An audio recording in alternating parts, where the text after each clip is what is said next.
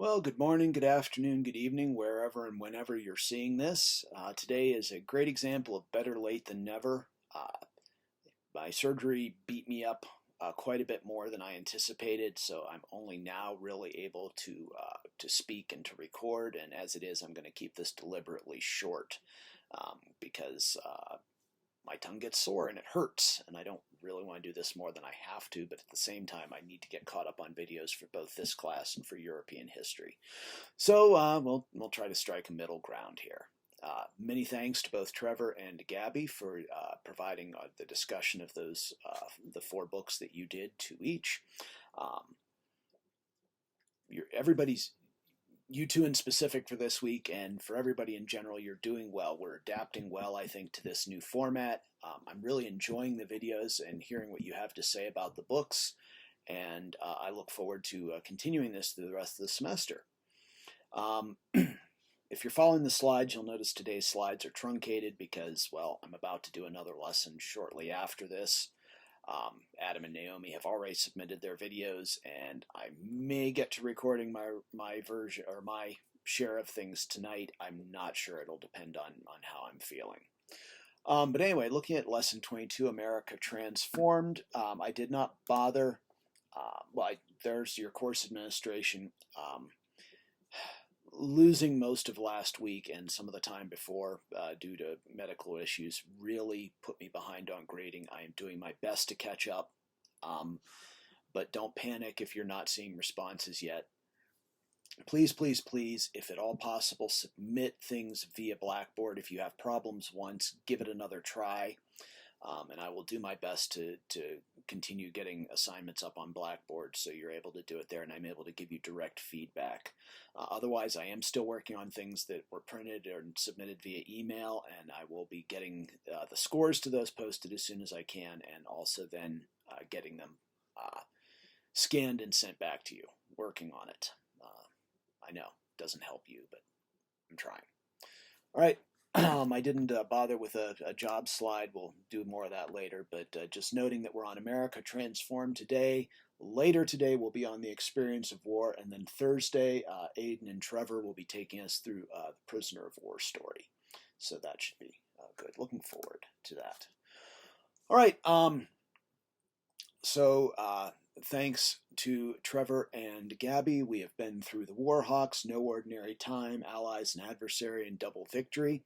So I'll be tackling Alan Berube's Coming Out Under Fire, The History of Gay Men and Women in World War II, and David Johnson's Fast Tanks and Heavy Bombers. I'll start off with Berube's work, Coming Out Under Fire. And this is a fascinating study of an understudied issue in military history, that of homosexuality and homosexuals. What's kind of interesting about this book is if you look at the reviews of it from people who do social history or who do gay and lesbian history, they kind of say, well, it's a good book, it's useful and everything. It's not particularly groundbreaking. But if you look at people who do military history and their reviews, they're like, wow, nobody's ever done anything like this. This is totally different and new and unique. So it tells you a little bit about sort of the tribes, if you will, that historians separate themselves into. And that this is a story that's very familiar with people who do gay and lesbian history, but not one for people who do military history. And it's worth starting off perhaps by looking at his note on sources. Because he starts off his note on sources prior to getting into his footnotes and his bibliography. It starts off, how did you find any sources? People asked me when I told them I was writing a book on lesbians and gay men in World War II. Histories of World War II rarely mention gay Americans, and histories of gay Americans rarely mention World War II. That sums it up very neatly. So what he's doing is tackling a topic that's understudied, but very worthwhile. His essential arguments are fairly straightforward, but very interesting. Homosexuality was not socially accepted in any way, shape, or form during the period of time we're talking about. But the mass mobilization of Americans during World War II forced both gay men and women, and by the way, that's the term Berube uses because in the 1940s, gay was assumed to apply to both men and women equally. but the institutions and the individuals all had to respond. Institutionally, the armed forces had mainly been focused on the legal issue of sodomy rather than somebody's sexual orientation. So somebody who engaged in homosexual acts could be charged with the crime of sodomy and imprisoned for it, whereas the military was very unconcerned, if you will, for somebody's orientation, merely concerned on their behavior. This changed before and during World War II with the advent of psychology and psychiatry as important factors. Psychiatrists, some very sympathetic to the plight of homosexuals in a society that did not accept them, argued that rather than sodomy being the focus, instead homosexuality and homosexual behavior should not be treated as a crime, but rather as a psychological disorder. From our 21st century perspective, is that really any better? It was meant to be, because sodomy carried with it usually very long prison sentences.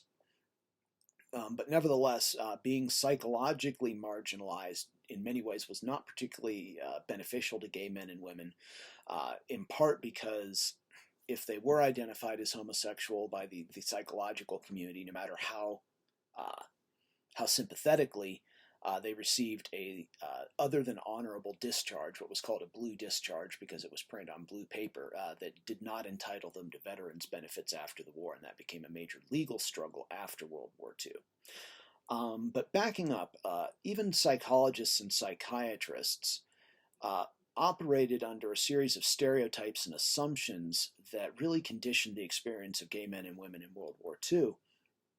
Pardon me. And the main issue there was that the stereotype of male homosexuals as effeminate contrasted with the idea that soldiers needed to be particularly masculine. Therefore, the base assumption was that a gay man simply couldn't be a good soldier, no matter how much he might want to be, because of inherent characteristics of being homosexual. And again, if we were, lot of air quotes going on here, a lot of assumptions that needed to be debunked, but this is nevertheless what's going on. Gay women, on the other hand, lesbians, didn't face quite the same issues, because it was widely assumed that to be lesbian was to be masculine, and that actually fit more with what was needed for wartime, that women could take on traditionally men's jobs, and lesbians were particularly suited in that role because they were inherently masculine.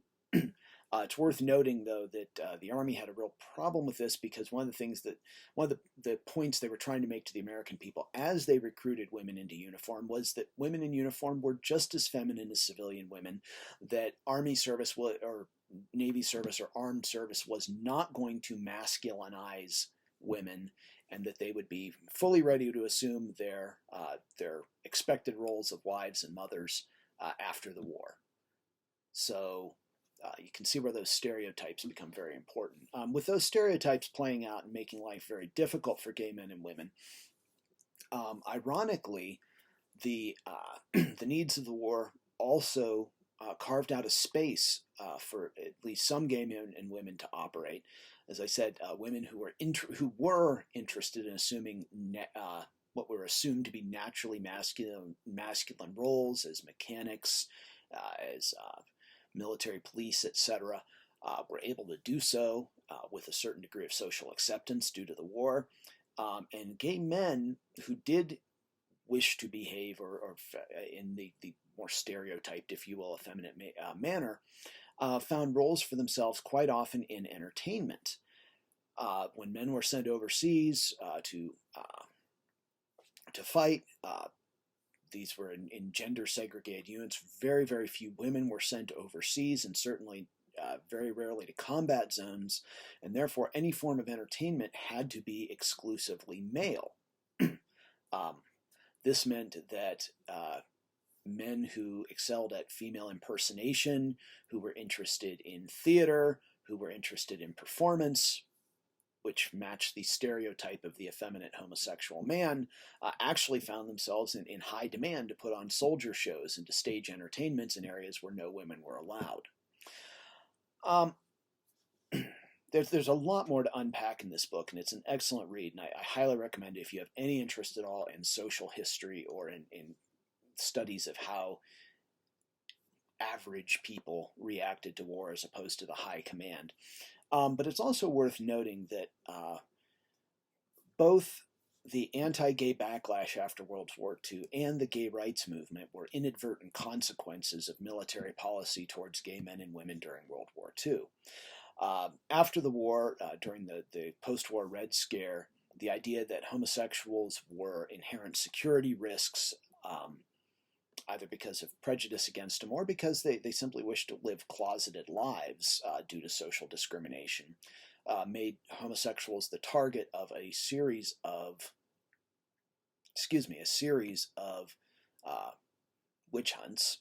But at the same time, the very acts of the military, first off, by taking people away from their hometown environments, and this was especially true for people who were not from the larger cities that had had active gay subcultures prior to World War II, and placing them in environments where they could find other people who shared their orientation and shared their identity, made a sense of gay community more possible.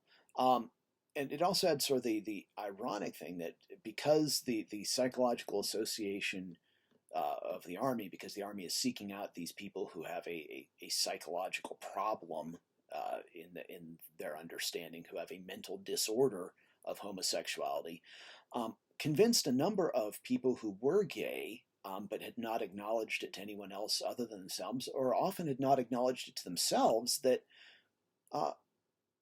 wow, maybe this is me, that maybe this is who I am, because certainly the Army would not be, or the Navy would not be spending all this time and energy just to find me. There must be other people out there like me, which means that this must be somehow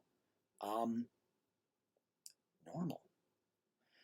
So Berube's study is a very dense one in the sense that there's a lot of information. Nevertheless, it is highly readable, a bit of a page turner. It's very well illustrated, and it makes use of some truly incredible sources. It took Berube almost a decade of research, forcing government agencies that were somewhat reluctant to admit their role in past discrimination to reveal documents, and convincing gay veterans to talk about their experiences in doing interviews. So this is truly a remarkable piece of scholarship and well worth your time.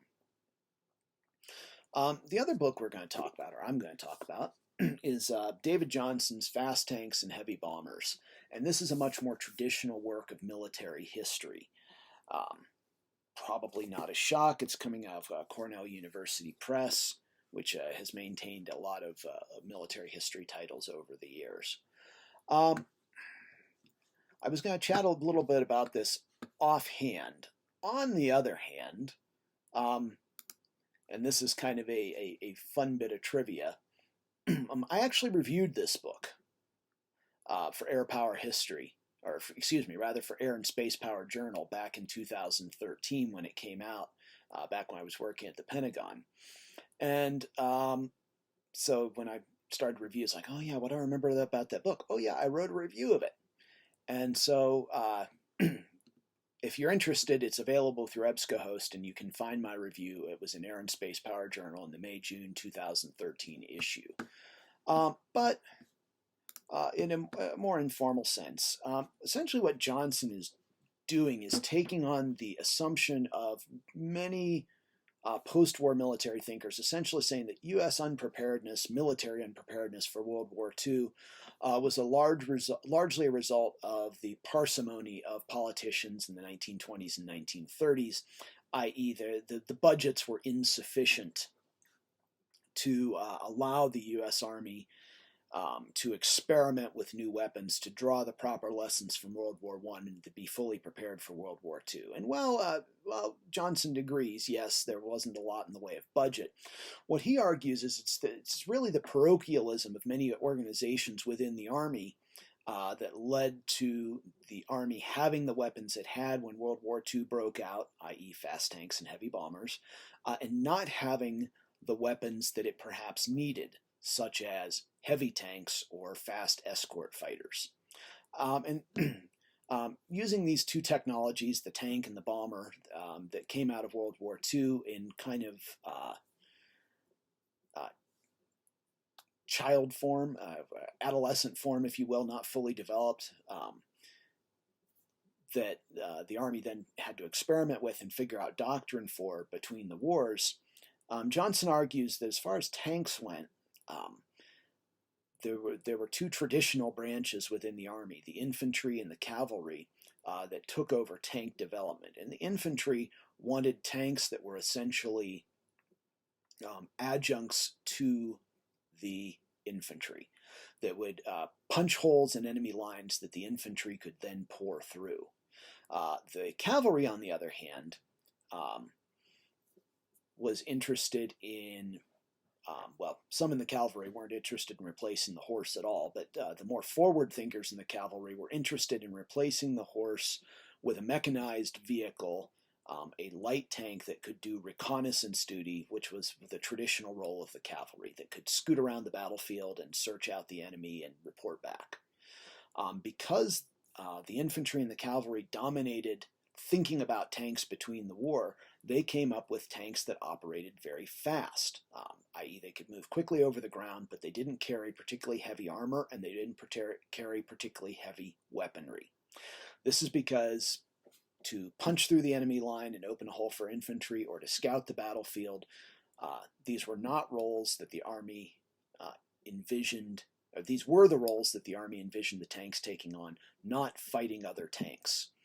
When World War II broke out and bloody experience determined that the most important thing that a tank could do was fight another tank, the Army did not have the equipment at hand to take that on that job. Why? Because of its pre-war thinking. The same thing happened in terms of bombers.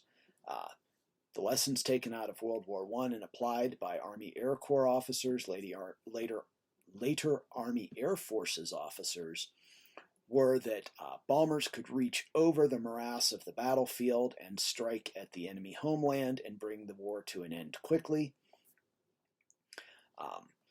Because this mission for bombers was both a war winner, hopefully, strategic bombing, and it gave a specific role for the air arm that could justify an independent air force after the war.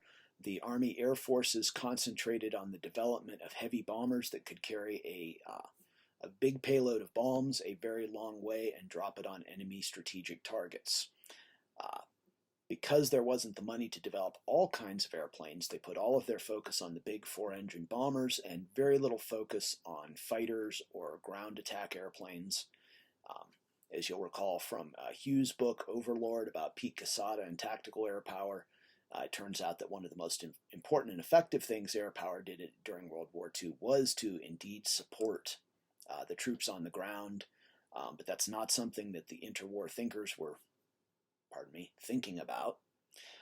And so Johnson argues that they neglected those forms of aviation until it was absolutely essential to develop them during the war. So what Johnson is really talking about is how institutions respond to lessons, i.e. the lessons of World War I were definitely that tanks and air power were going to play important roles in the next war, but because the study of the lessons of World War I and the development of weapons for World War II became caught up in the Army's bureaucracy, i.e. the infantry arm and the cavalry arm taking over the development of the tank, and the Army Air Corps, later the Army Air Forces, developing weapons that they felt would justify their independent existence. The Army ended up with what it had, perhaps rather than what it needed. All right, starting to get a bit sore, and I think I've said all I need to say on that, but I'm going to wrap up and post this. Wherever you are, stay safe. Keep your families and your friends safe to whatever degree you can. Do your best to keep up with your schoolwork, but understand that I understand. All right, talk to you later.